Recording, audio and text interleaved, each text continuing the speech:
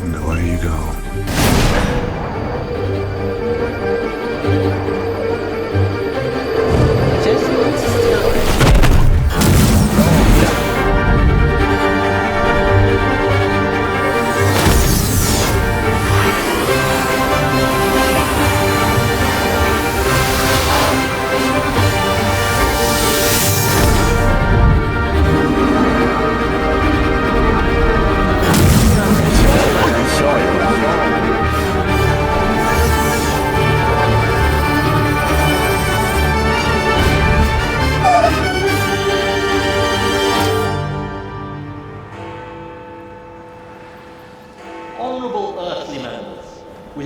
Seen the terrifying message that has come to us from space.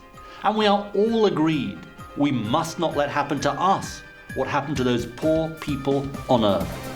So I'm today declaring a climate emergency. All of the resources of government will be directed towards the immediate decarbonisation of the entire economy. The scale of this effort is unlike anything seen in the UK since the Second World War. Hundreds of thousands of new jobs are being created to insulate every building, to replace every oil boiler, to install clean energy plants, small and large. Single-use plastics are banned. Supermarkets can no longer throw away edible food. All public transport is free as of today. Rural train and bus lines are being reopened. Every pupil who walks or cycles will win extra funds for their school. Drivers have 18 months to trade in their diesel and petrol vehicles for electric cars. Heavens! Or to receive a cash bonus for going car-free. Reforestation and rewilding are now our primary goals, both within China and working with our friends in Brazil and Indonesia.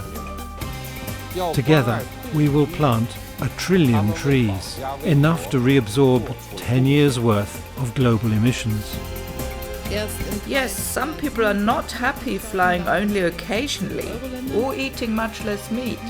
But everyone can also see the health benefits of our new low-carbon, plant-based diet. Childhood obesity is disappearing. Cancer rates are dropping, diabetes has cut in half. The fossil fuel era is over as the international ban on the extraction of oil, gas and coal comes into effect. BP, Chevron, Exxon and Shell have all ceased trading and have all filed for bankruptcy. Good riddance. See ya. Bye. We're like the oil industry in reverse, I like to say. Basically, we use geothermal technology to capture excess carbon dioxide in the atmosphere. Then we liquefy it under high pressure, we pump it through these tunnels and store it underground forever. Technology's not new, it's been around for a while. What's changed though is the $60 trillion of investment from the UN that has allowed a new industry to spring up overnight. The climate crisis was caused by people and companies who knew exactly what they were doing.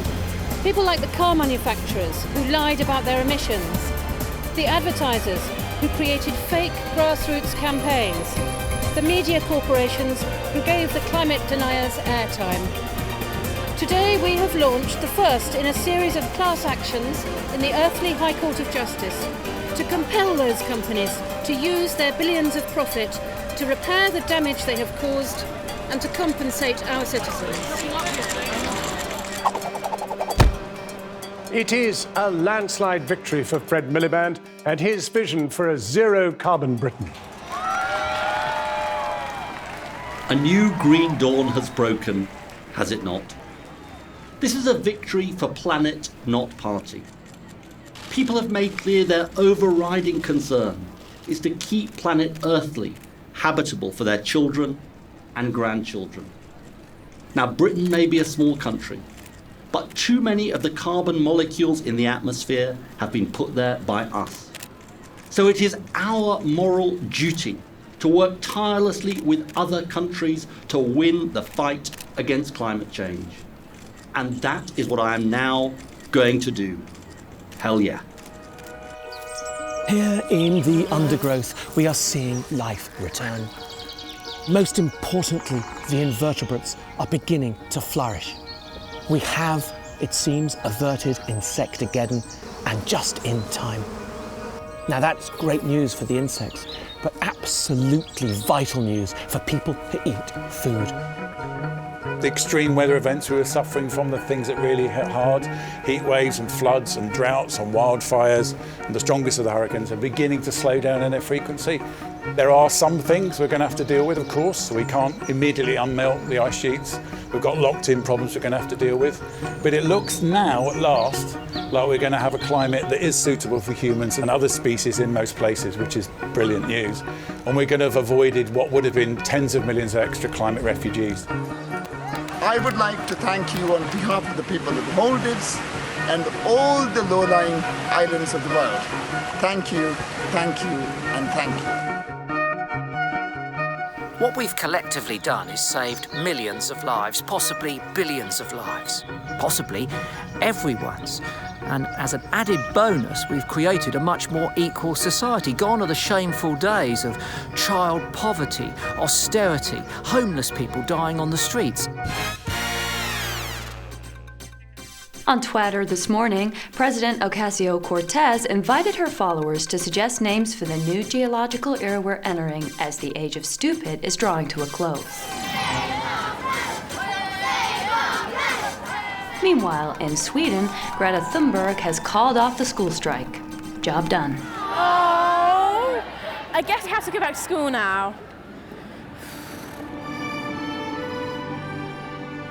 I am completely thrilled to announce that for the first time in human history, global emissions have now stabilized. They have stabilized and are now starting to come down.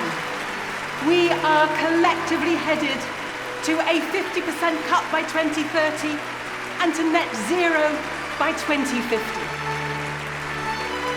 We are on target to not exceed 1.5 degrees. Commentators are calling this moment the EU's finest hour. But I would like to go one further than that. Forget penicillin. Forget landing on the moon.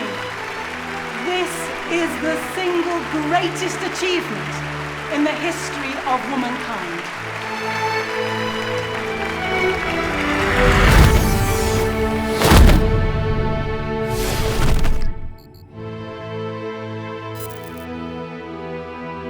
The question I've been asking is, why didn't we save ourselves when we had the chance?